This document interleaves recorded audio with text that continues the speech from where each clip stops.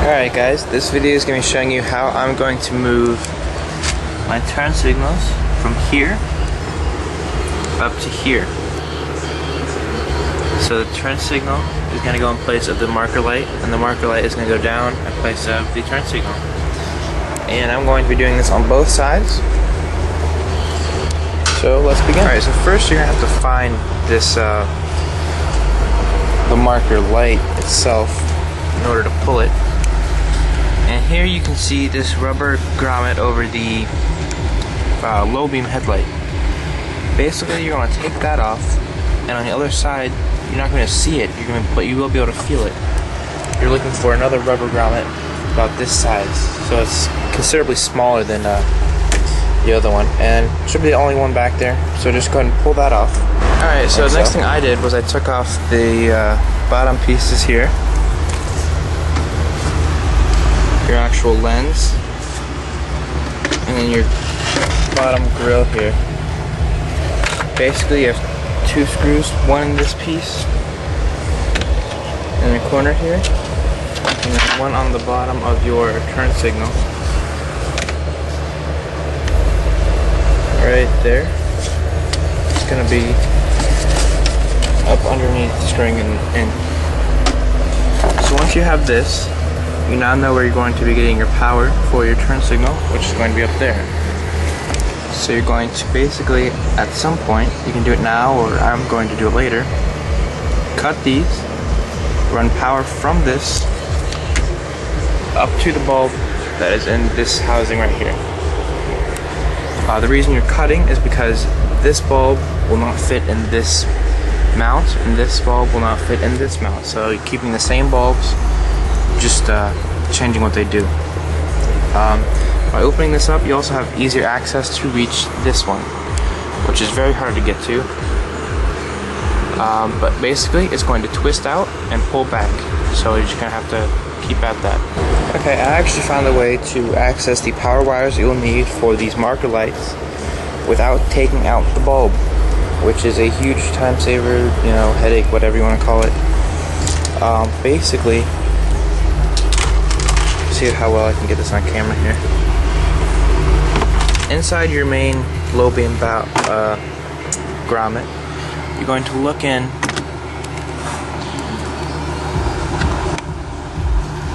and you're going to see all those black wires.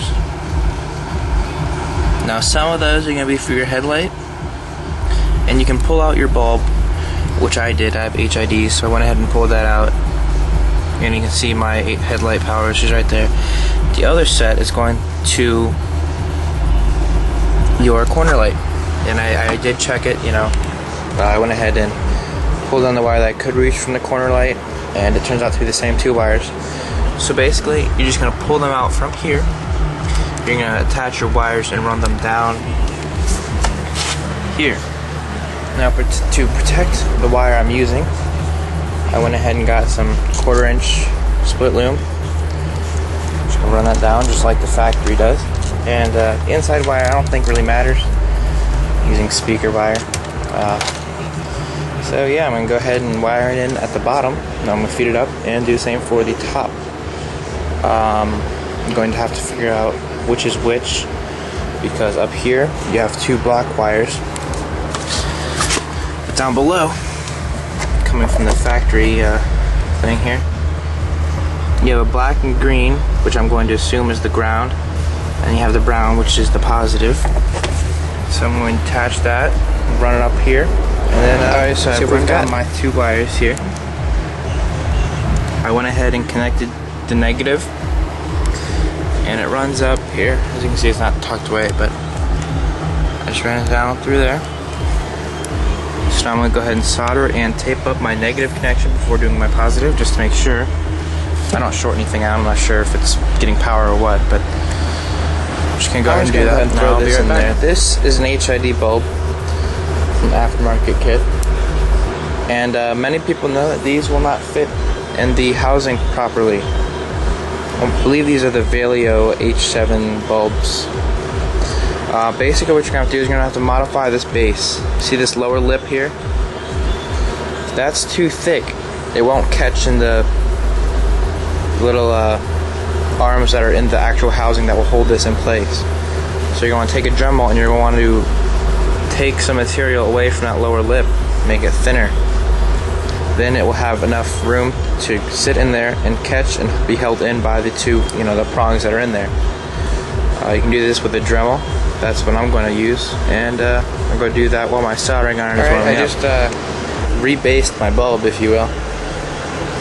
As you can see, I took off some there, but it's pretty subtle. Hopefully it'll be enough. If not, just go back and take off some more. Well, let's get back to the main event. I'm going to go ahead and solder on the negative. As you can see, I did go ahead and cut off the bulb, by the way. Actually, that one kind of skipped a few steps, but I connected my positive and negative here. This side is my split loom. This is the factory. I put the connections, wrapped them in electrical tape, and pulled my split loom over it. Then I ran my wires up. Where are they? There. And I cut the two sets going to my marker light. I made sure I had the set going to the light itself and not to the power. Cut those and attached them, and this is the result. There's a turn signal right there where I thought it should be in the beginning. And I don't believe these are polarized. It would explain the dual, the same colored wires, so I think you should be good to go there. Either that or I got lucky, but there's that.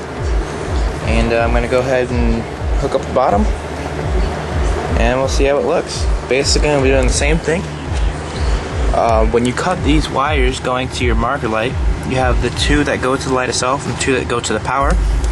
Basically, now you're going to take the two that go to the power and run them back down to what was your turn signal and what will be your new marker light. So basically, you're just swapping power with both lights. And the procedure's going to be exactly the same, just going down instead of coming up. Alright.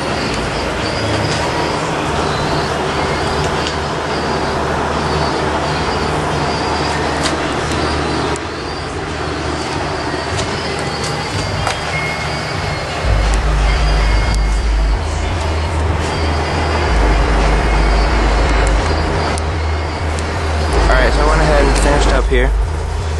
Tested it, made sure it worked and everything. Here's the new marker light. As you can see, I split loomed it and taped it all up there nicely. So as you can see, it looks factory. It really does. Not that anyone's gonna be looking in here, but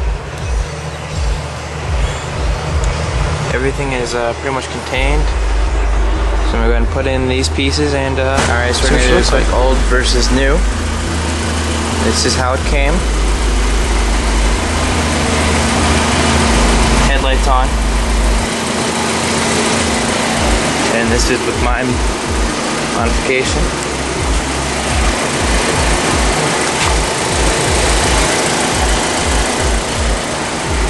And at some point I'm going to be changing this marker down here to white LED with a clear lens. So if any of you are wondering why I'm even doing this, that would be the reason. I'd also like to somehow, I'm not sure it's possible yet, but I'd like to vag-com this to my daytime running light, which in a sense would really be moving the daytime running light from this low beam here to this position, normally. But I want that OEM look for LED daytime running lights, so I figured what better way to do it than to put it in the original housing. Came with the cart. So that's why I did that, and we'll see how it goes. Go ahead and do the other side to show you the turn signals. Once again, this is with headlights on. That's why you have your marker on down here still. As you can see, you have your turn signal is moved up here. And it actually looks like it's an LED type flash, as opposed to like a halogen type, which is over here, which is what it actually is. But if you look here, I guess that's all in the bulb. It's actually fading on and off.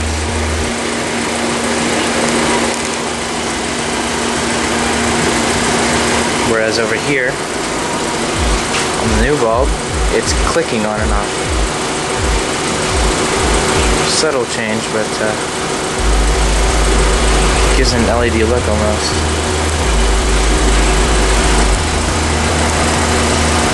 And as you can see, it's still plenty visible.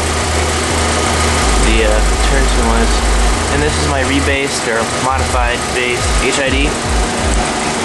It's now sitting the way it should, as the stock ones did. So now I'm going to go ahead and do this side as I did the other one.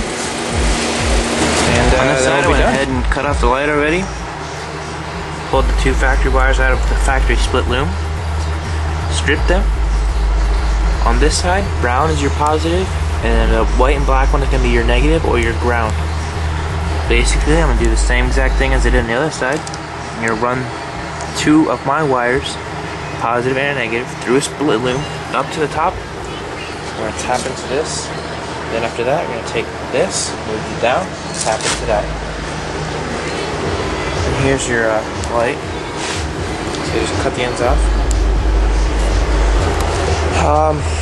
So yeah,